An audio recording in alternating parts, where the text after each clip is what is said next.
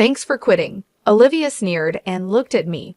I just silently stared back at her. It's about cutting labor costs. We don't need someone who exploits overtime pay at our company.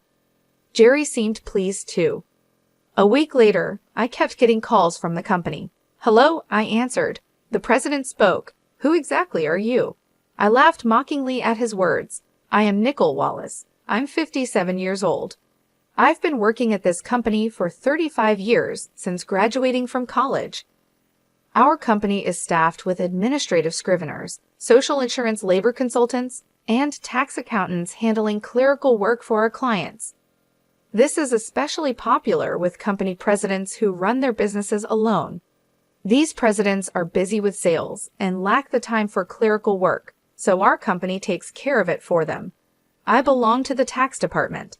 I got my bookkeeping and tax accountant qualifications during my school days, and that's why I joined this company. Now I'm managing 41 clients, which keeps me quite busy. Even though a part-timer handles the accounting entries, it's still overwhelming. But I can't show any weakness. Our clients are all long-term relationships, and many of them have had their fair share of hardships. Seeing them face adversity, I feel I can't lose either. So here I am in front of my computer again today. Lately, I've been troubled. Jerry and Olivia have been harassing me. Jerry, 6 years younger than me, is the head of the tax department. He used to be just a regular colleague, but his attitude changed drastically 5 months ago when he got promoted. He used to speak politely, but suddenly he started talking down to me. Nicole, what are you doing? You've got some nerve slacking off during work hours. He's always either sarcastic or complaining. I'm looking at documents for tax-saving strategies for our clients. When I talked back, Jerry stayed calm. Just check the manual for that. Don't do anything unnecessary, and if you end up working overtime, don't expect to get paid for it, he said, glaring at me. Unable to respond, I heard Olivia, Jerry's assistant, say, Nicole, you should work more efficiently. At this rate, you'll never finish. That's why you're still a regular employee. Olivia laughed mockingly. I was the first to be offered the promotion to department head, but I declined. Becoming the head meant more time for management and less for client interaction. It was an internal offer, so Jerry and Olivia didn't know about it. I'll make sure to complete my regular duties as well, I managed to say. Still, Jerry and Olivia's harassment continued. You're increasing overtime again. What a waste of overtime, Jerry's angry voice echoed today. Nicole, cut it out. Your constant overtime is dragging down the whole tax department's performance, Olivia sighed. The reason for yesterday's overtime was simple. Jerry had accumulated a month's worth of declaration forms to be filed by the end of the month. After work yesterday, Jerry suddenly said, "Take care of these," and left several client files on my desk. I turned pale when I saw the files. Wait, these all have deadlines this month, right? I asked in confusion, but Jerry was already packing up at his desk. I'm heading out. Take care, he said, and quickly left the office. Good luck, okay? Olivia followed Jerry out, laughing mockingly. Unbelievable. I sighed and opened the client files left on my desk. Some of the files were Olivia's responsibility. I sighed even deeper. I knew why Jerry was harassing me. They wanted me to retire quickly. I have more experience and deeper knowledge in taxation than him. So other members of the tax department come to me with their questions instead of Jerry. There are other reasons why everyone avoids Jerry. He looks greasy and unapproachable. The only female employee who stays near him is Olivia. Jerry likes young women. That's probably why he wants me to retire, so the other female employees will rely on him more. It's such shallow thinking. It gives me chills. There's also the fact that he simply doesn't like me. Olivia was harassing me to curry favor with Jerry. Jerry evaluates the performance of the tax department, so she probably wanted to undermine me to get a good evaluation from him. Anyway, I have to manage these declarations. I have to prepare the tax declarations for my assigned companies, but it looks like I won't finish today's work either. If I try to claim overtime, I'll just get complaints from Jerry and Olivia. So I resigned myself to unpaid overtime. Then, one day, I was suddenly called to the president's office. Our company had just had a change of president. The original president's father had been managing the company since it was founded, and he had recently handed it over to his son. The son had always worked at another company and wasn't fully familiar with ours, but he had to take over because his father had suddenly fallen ill. "Excuse me," I said as I entered the president's office. I noticed Jerry and Olivia there, both with unpleasant smirks on their faces. "Why are Jerry and the others here?" I muttered quietly so no one else could hear. In this tense and strange atmosphere, the president spoke. "Nicole, we'll need you to resign by the end of this month." "Excuse me? What do you mean?" I asked, my mind spinning. "I heard from Jerry and Olivia that you've been overbilling for overtime. Other members of the tax department have only about 16 hours of overtime per month, but Nicole, you're already over 83 hours. Don't you find that odd? Jerry and Olivia have 0 overtime this month. Impressive, right?" The president looked at me sternly. The reason my overtime was so high this month was that I was doing Jerry and Olivia's work. But if I said it was Jerry's instructions, it would seem like my own inability to manage time. So I just stated the facts. I haven't overbilled for overtime. It's because I couldn't finish my work within regular hours. The president sighed deeply. "I'm doubtful, but there's no evidence, so I won't pursue it further. However, we can't continue to employ someone who works that slowly, so I want you to resign." The president's mind seemed made up. Me being told to leave the company I had dedicated my entire 35-year career to. I was tired too. No matter how much more I did beyond my own work, it was never appreciated. Instead, I ended up having to take on Jerry and Olivia's work as well. "Yes, I understand. I'll resign at the end of this month." I realized I had already said that to the president. I glanced at Jerry and Olivia. They were smiling smugly, looking very pleased. After leaving the president's office with them, Olivia looked at me and said, "Thanks for quitting." Olivia sneered at me. I just silently stared back at her. Jerry also looked down on me the same way. "We're cutting labor costs. We don't need someone who exploits overtime pay at our company." Jerry seemed pleased too. While watching the two of them talk so cheerily, I thought about the handover process and started creating the handover documents for all my clients. Of course, I didn't miss saying goodbye to the people I was handing over to. I tried to get an appointment with the president to say goodbye in person. For the presidents I couldn't meet, I sent letters and informed them of my successor. A week after I resigned, I was relaxing at home. I had been busy with the handover until my resignation and had been extremely busy even before that. A little relaxation shouldn't be a problem. As I was thinking this, my mobile phone rang. When I checked the call, it was from the company. What could they want now? I made sure to take care of the social insurance procedures. I didn't answer the phone, but then the company called several more times. In fact, I had also received several calls from Jerry and Olivia's personal mobile phones. Maybe they thought I'd answer if it was from the company. Reluctantly, I decided to answer. "Hello? Nicole, it's a mess right now," the president said as soon as I answered. "Who exactly are you?" I laughed mockingly at his words. "Who am I? Just an unemployed lady.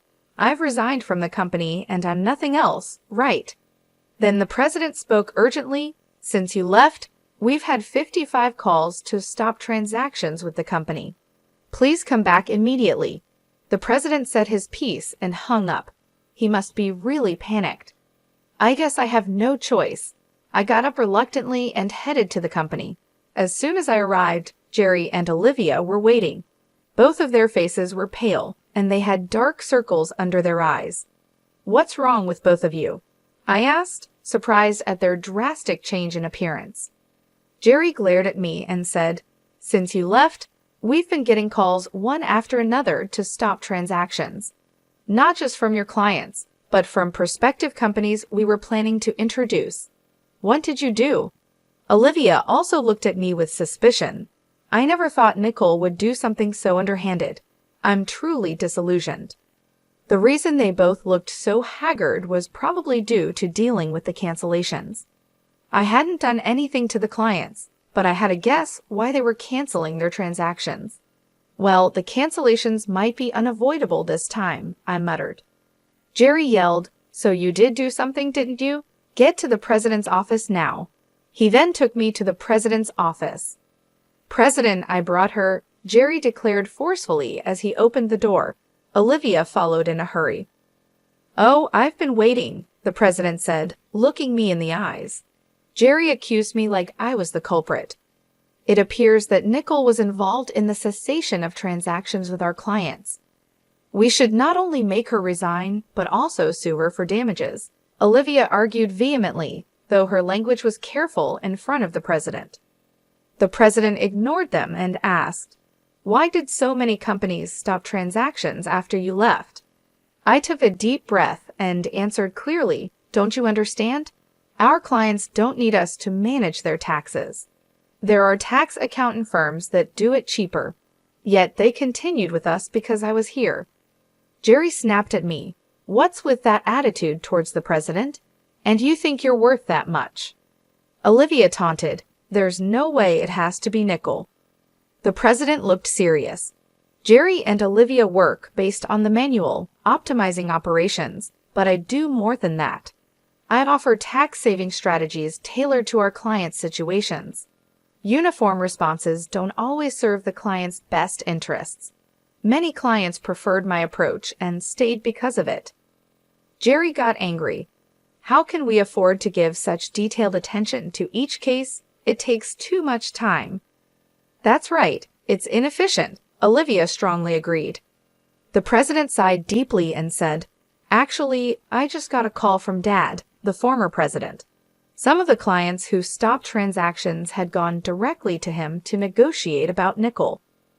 I was surprised to hear this. I hadn't expected the clients to go that far for me. Dad said that the tax department was viable because of Nicole. She not only managed her clients, but also supported her colleagues' clients, and she has knowledge that Jerry can't match. Dad also said that if Nicole hadn't declined, she would have been in a higher position than a department head by now. The president spoke with a pained expression. "No way." Olivia looked shocked. She probably couldn't believe I might have been her boss. The president continued, "I'm really sorry for making you resign, but can we cancel your resignation, Nicole? You're needed at our company. My father also strongly said so." I was honestly happy about the president's changed opinion, but I couldn't accept it. Then Jerry interrupted, "President, what do you mean she's better than me? I can't accept this." Jerry was visibly upset. Olivia also protested. "Jerry is a wonderful boss who cares for his subordinates, and yet you choose Nicole over him. That's unacceptable." The president looked sternly at them. "Actually, since Nicole resigned, we've been receiving numerous complaints from the tax department. You two seem to have been pushing your work onto others, haven't you?" "What? Why would you say that?" Jerry's face turned pale. The president started speaking with a look of disgust. "I've heard from the employees. Jerry, you've been pushing the preparation of your clients' declaration forms onto your subordinates, haven't you? Including Olivia's work for many clients."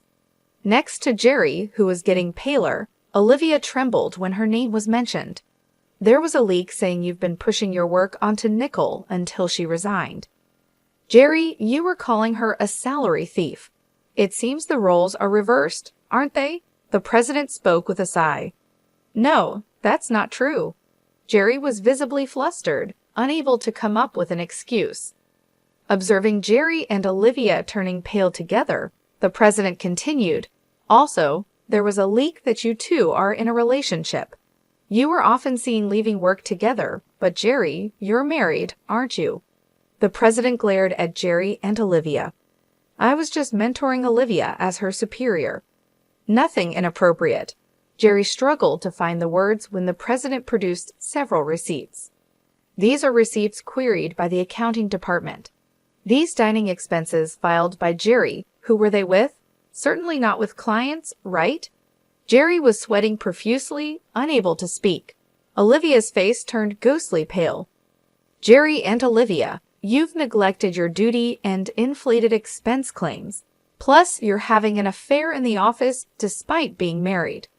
According to company policy, I'm terminating your employment as of today, the president told them calmly and straightforwardly. Jerry and Olivia tried to resist. Please wait. I'll retract the receipt claims. Just don't fire me. I have a family. Jerry desperately tried to reverse his firing. Olivia did the same. Please, I don't want to be fired. I'll apologize to Nicole and the others for dumping work on them. Olivia was on the verge of tears, realizing the severity of being fired for neglecting work and having an affair with a supervisor. She must have been worried about her reputation.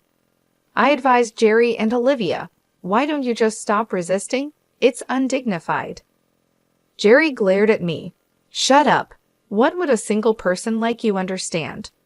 I sighed and said, Jerry, you were the one who got me fired. It's just karma. What goes around comes around. Why don't you take some responsibility and reflect a bit?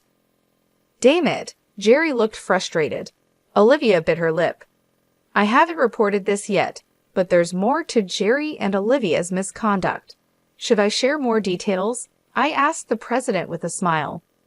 Jerry and Olivia's behavior was well known in the tax department. Their stories had reached me whether I liked it or not. No, please don't, Nicole. Stop. Both were frantically trying to stop me.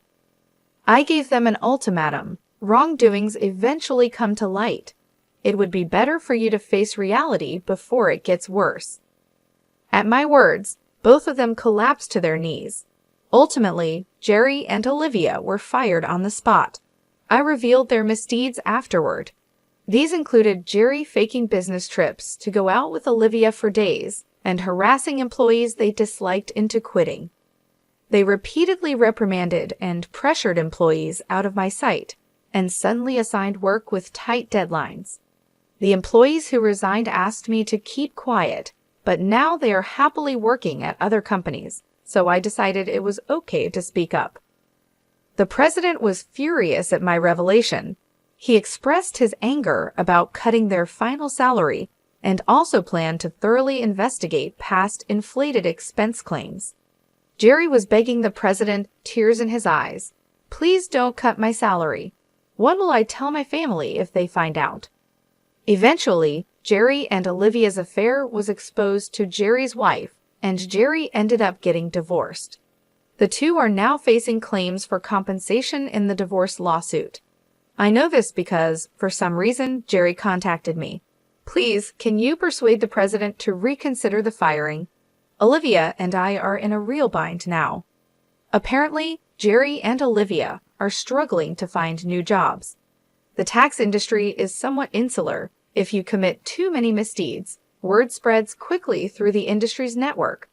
That's why no one is willing to hire Jerry and Olivia. They need money for the divorce compensation and living expenses, so now they're working day labor at construction sites. People used to office work suddenly doing hard labor outdoors must be tough. Olivia often calls me crying, Nicole, please help. I just wanted a raise and a better life. I never really liked Jerry, and this situation is unbearable, Olivia would say, crying. However, Jerry and Olivia's predicament is their own doing. Many people, including myself, have been victims of their actions. So I told Olivia, this is all your own fault, Olivia. You can't undo what's been done. It will be hard to return to the same path. You're just going to have to deal with the hardships. No way, Olivia cried out in despair. This was the outcome of Olivia's actions. I hope she continues to regret her actions in the future. As for me, I'm still enjoying a relaxed lifestyle away from work. The president has been begging me to return, but I have declined. After being told to resign once, I don't think I'll go back. Sometimes I help out at a friend's tax office to earn a bit of money. Maybe once things settle down, I'll start my own office like my friend. In my own office, no one can complain about my working style. I can fully dedicate myself to my clients. As a tax accountant, I want to be on equal footing with my clients. not as a teacher, but as part of the service industry. My second life has just begun. I'm looking forward to delving into what I want to do next. Olivia's tears and pleas for help continued to come. "Nicole, please help. I just wanted a better life," she would cry. But her words didn't move me. The memory of the stress and harassment I endured because of her and Jerry was still fresh in my mind. "Olivia, you made your bed, and now you have to lie in it," I would tell her. "You can't expect sympathy when you showed none to others." "But it's so hard," Olivia would sob. "I never imagined it would turn out like this." "Actions have consequences," I replied. "You and Jerry brought this on yourselves. You can't go back and undo it. Now you have to face the results of what you've done." Olivia's cries of despair were the echoes of her own choices. It was a harsh lesson, but one she needed to learn. As for me, I found peace in my new routine. Helping out at my friend's tax office was rewarding. I enjoyed the work without the toxic atmosphere Jerry and Olivia had created. The president's requests for me to return became more frequent. "Please come back, Nicole. We need you," he would say. "I'm sorry, but I can't return," I would reply each time. "I appreciate the offer, but I've moved on." Starting my own office became a clearer goal each day. In my own space, I would set the rules. No more dealing with unfair treatment or office politics. I would focus on providing the best service to my clients, building relationships based on trust and respect. In this new chapter of my life, I could finally breathe. I felt lighter, free from the burdens of the past. My days were filled with purpose, and my nights were peaceful, free from the anxiety that had once plagued me. Looking forward, I saw endless possibilities. I could expand my skills, take on new challenges, and build something of my own. My second life was just beginning, and I was excited about the future. No longer weighed down by the negativity of my old job, I could now fully embrace the opportunities ahead. As I planned my new business, I remembered the support and trust my clients had shown me. They were the reason I continued in this field. Their belief in my abilities was the foundation of my new venture.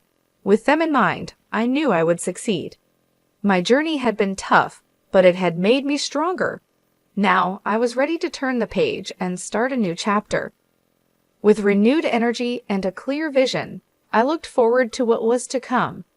My past experiences had taught me valuable lessons, and I was eager to apply them in my new role. In the end, Olivia and Jerry's downfall served as a reminder of the importance of integrity and respect in the workplace. Their story was a cautionary tale, one that reinforced my commitment to building a positive and supportive environment in my own office. As I moved forward, I carried with me the knowledge that I could overcome any obstacle. My resilience and determination had brought me this far, and they would continue to guide me in the future.